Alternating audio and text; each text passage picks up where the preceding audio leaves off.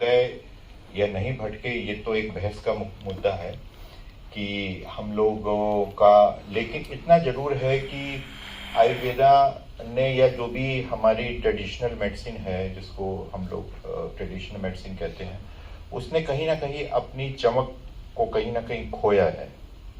तो बहुत ज़रूरी है कि ऐसे जब दिन हम लोग सेलिब्रेट करते हैं तो हम इसकी इम्पोर्टेंस के ऊपर बात कर रहे हैं, बहुत अच्छी बात है, लेकिन इस पे भी हम लोग बात करें कि किस प्रकार से जो हमने अपनी साख खोई है उसकी क्या वजह हो सकती है।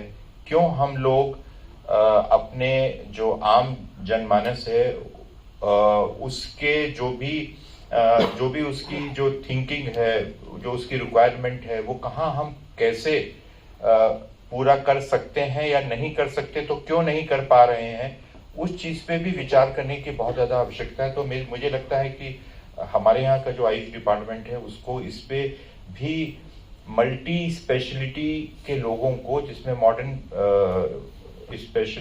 मॉडर्न मेडिसिन के भी स्पेशलिस्ट हों, वो साथ में बैठें और जो गैप एनालिसिस जिसको बोलते हैं, हम लोग इस बात की गैप एनालिसिस करें कि कहाँ पे कमियां हैं, कि हम भी उतना ही सेकंड सिटीजन के तरीके से हमें नहीं रहना है। हमको वी आर इक्वल एंड कौन ऊपर है कौन नीचे है मैं इस बहस में नहीं पड़ता, लेकिन हम लोग इक्वल हैं और इक्वल की तरीके से ही हमको बढ़ना है।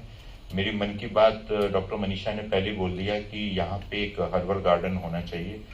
ये this is now your duty to create a herbal garden, जैसा मैडम जैन से गाइडेंस आप लोग लें और करें, और जल्द ही हम लोग इसको शुभारंभ करते हैं।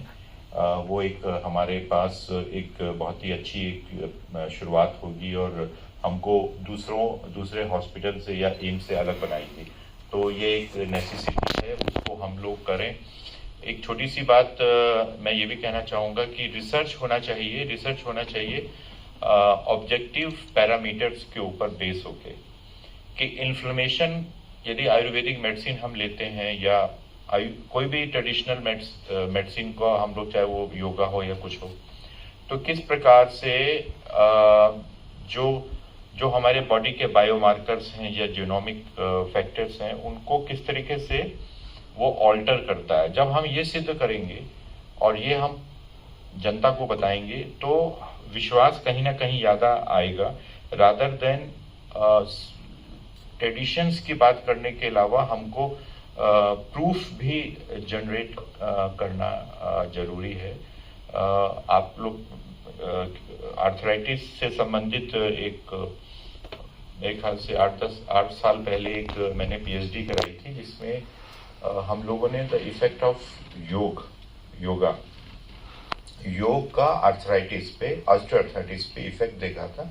और उसमें क्या देखा था, ये नहीं कि सिम्टोमेटिकली कितना इंप्रूव कर रहा है, ये देखा था कि जो हमारे इन्फ्लेमेटरी बायोमार्कर्स हैं, चाहे वो ये सीआरपी है, चाहे वो इंटरल्यूकिन्स हैं, उस पर क्या इफेक्ट पड़ता है। और हमने ये सिद्ध किया था कि करने से 2 ग्रुप में बांटा था मरीज को, एक को हमने योगा दिया और एक को ट्रेडिशनल मेडिसिन दी, और एक को योगा प्लस ट्रेडिशनल मेडिसिन दिया, दोनों में डिफरेंस आया। तो जब हमने इसको किया तो बहुत सारी, मेरे ख्याल से हमारा स्टूडेंट अभी भी अलग अलग देशों में जाके इसका पेपर पढ़ रहा है।